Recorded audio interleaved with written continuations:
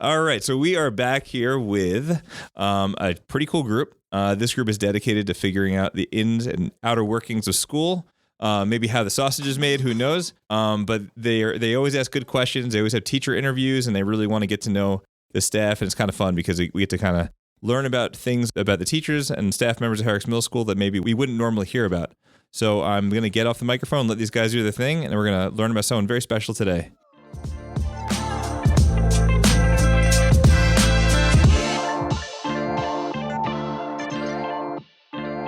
Welcome to Behind the Blue, where we interview teachers and learn more about them. I'm Jawwad and my cohort Danny.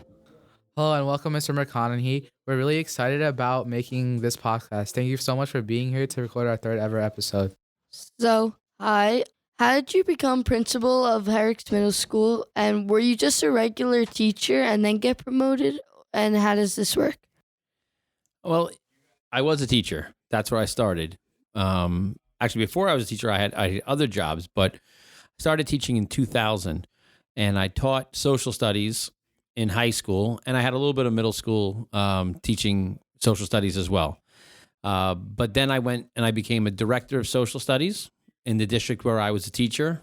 I was promoted to being the chair, the head of the department.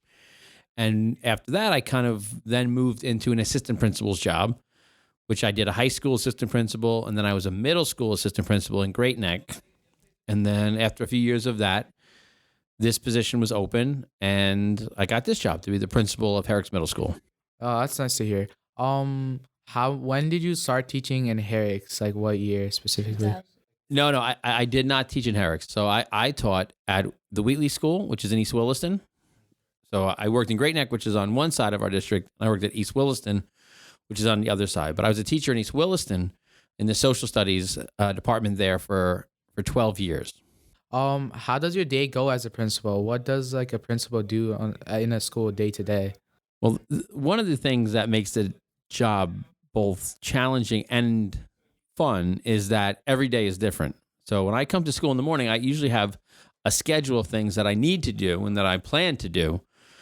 But over the course of the day, often most things develop and change because of whatever happens in our school for that given day. So, I answer a lot of emails. That seems to be becoming a bigger part of my job, one that I don't necessarily love, but it's an important one because email is such it's a form of communication that's used by so many different people. And I get emails from parents, from staff, even from students email me a lot.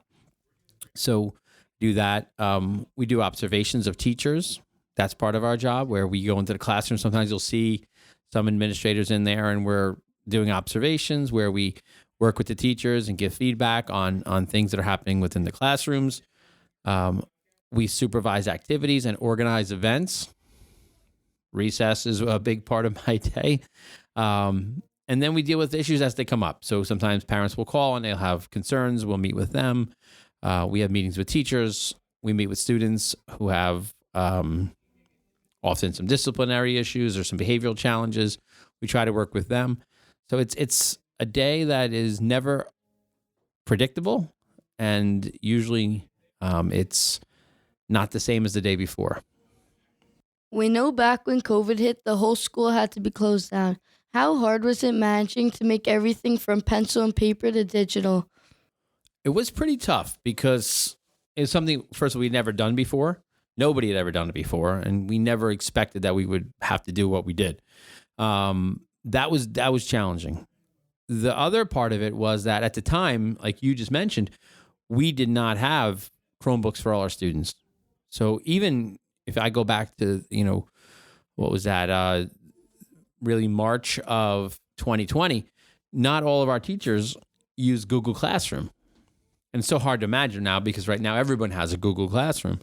But in 2020, many of our teachers did, but not all. It wasn't required, and a lot of teachers still use different kind of things.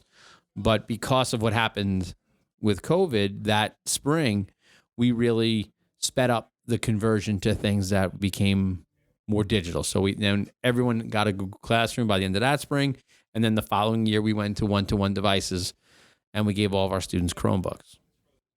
I remember coming into sixth grade for the first time.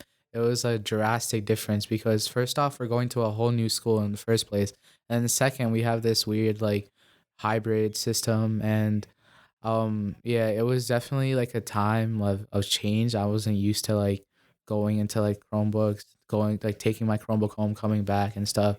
So yeah, it was definitely a learning experience for me. How has things changed since COVID? Like, what have you learned from COVID, and what changes has there been since then?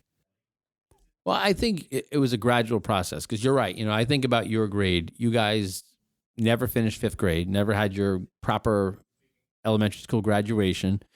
And then you came here, and some kids did the year at home. Some kids did the every other day thing. And then last year, we started the year with masks. And then we finished the year, we kind of transitioned out of the masks by the end of the school year. So this is really the only year that you've had in middle school that wasn't directly affected by some of the COVID things, keeping everyone separated and so forth. I mean, I'm happy that we're going back to the things the way we used to do it in many ways, where we don't have to restrict who goes where or how many kids sit at a table with one another, or, we can't have kids partner up in classrooms, because that's the stuff that makes school fun. And, for 2 years, we were keeping kids separated at lunch. That was really, really challenging, and we knew that was difficult on kids. So we did learn a lot. We learned that we need to be flexible at times. We learned how we have to adjust to things that are beyond our control. We learned a lot about empowering students, giving students a lot more choice. But really, those were the big changes. Do you think that this year is like the first like year since COVID that's like a full year? Like, no, we're doing everything like normal, or is there still stuff that we're not doing? I think for the most part, we're back. But the difference I feel this year is that we're a little bit scarred from some of the things that we did. So we're still trying, although the structures are back to where they once were, what we're dealing with are a lot of the behaviors have been influenced by what happened in the last 3 years. So a lot of our students feel behave differently because of the things they've experienced. So although we don't have separation, we don't have masks, we don't have some of the things we needed during COVID, some of our students still have to transition back into some of the expectations that we used to be able to have in middle school that we didn't have for a couple of years. I was wondering, because I know we have one field trip this year as our end of the year field trip. Do you think next year or the years more, like, are we going to have more field trips, or how is it going to go? That's our hope. For a long time, the last few years, students missed out on things that previous Herricks Middle School students hadn't been able to do. Frost Valley, Philadelphia in 7th grade, the Bronx Zoo. So this year, we were able to bring back some of those things. We brought back the Bronx Zoo. Frost Valley, we still hope that we can bring that back in the near future. We were not able to do it this year, unfortunately. Philadelphia, we will bring back. One of the challenges of Philadelphia is not our school. It's that they're redoing Independence Hall. So we chose not to do that. But we really wanted to give you, the class of 2023, this chance to do something, because you've experienced so much and you've missed out on so much. But so that's why we added in the Six Flags trip as your 8th grade trip. And we hope you have a great day that day. Why was recess put into middle school, and whose choice was it? Well, it was definitely something that research shows middle school students benefit from. And most middle schools do have recess. And coming out of elementary school, where you had the hour-long lunch and you had recess, for many years in Herricks Middle School, we only had a 22-minute lunch period. So you would go and you would eat for 22 minutes in the cafeteria, and then you would go back to class. And many of us, including myself, when I became the principal, I asked those questions. Why do we have 22 minutes? Can we add a recess? And we had a committee of teachers and students that we met with, and we all came to the agreement that students needed a break in the middle of the day. So that break, we felt, should be longer than 22 minutes, where you have to just eat and go back. So what we did was we extended the lunch to 44 minutes, where you would eat for 22, but you'd have an additional 22 where you can just talk with your friends, go outside, play basketball, play volleyball, do whatever, go to the library. And we're still trying to figure out the best ways for you to spend that time. But we want you to have that break in the middle of the day, because at your age, it's important to have some time where you can step back from the classroom. Well, thank you so much for answering the questions that we had about school. So now we are going to ask more questions, and this time it is outside school. Okay, so starting off, what do you like doing outside of school? Like, do you like any sports or any hobbies that you have? I am a huge sports fan. I have always been. I played a lot of sports when I was young. My children, I have 3 sons, so who keep me very busy. I have a son who's 15, a son who's 13, and I have an 8-year-old son. So one's your age. My middle son is in 8th grade. My older son is in 10th grade, and I have a 2nd grader. So I have passed on my love of sports to them. They are very active and involved in youth sports and high school sports and middle school sports. So I do a lot of coaching, and I do a lot of watching them play. I don't play as much as I used to, although I do still play golf. I run, but I'm not. As I approach 50, my days of playing soccer and basketball are a little bit behind me. What's your favorite sport to play of all time? To play, Yeah. when I was younger, it was certainly soccer. I played soccer throughout high school. I played club soccer in college, and I loved playing soccer. It was my favorite thing to do as a kid. I love basketball too. I was more successful in soccer. My height limited me in basketball after a certain point, but I always enjoyed playing basketball as well. What things do you like to eat? What things do you like to eat? It's a great question because if you knew me, you would know that I like to eat a lot. I am a big eater. My friends and here, Miss Horton and Mr. Hubbard, we often joke about my appetite. So I like my favorite things to eat are unfortunately things that are unhealthy. I love pizza. I love Mexican food. I love cheeseburgers. And I have a very strong affinity for cookies and ice cream. And I do love one thing in our school that I absolutely love are the vanilla frosted donuts in the cafeteria. Oh, yeah, that's really good. They're quite delicious. I used to have them like in 6th grade, 7th grade a lot, but I had to like tone it down because I knew those weren't for me. I agree. Yeah.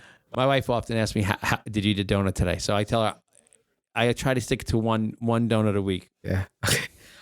So I know you already answered this. So this was our question. Do you have any kids? Yeah. So we know that you have kids and you have 3. What are their sports? Like, do they have the same like likings as you, or are they different? It's interesting because, I think parents who were athletes and who coach, and like I coached in the high school level for many years, we kind of pass on our passions to our kids. So my 2 older sons both play soccer and basketball, which were the 2 sports that not only that I played, but also that I coached at the high school level. They also both run track and they play golf. So my 2 older sons are very similar in the fact that they play the same sports. They play soccer, basketball, track, and they play golf. My younger son, who's in 2nd grade, we're seeing he likes some different types of things. He likes, he doesn't seem to like soccer as much as my other sons, but he likes baseball more.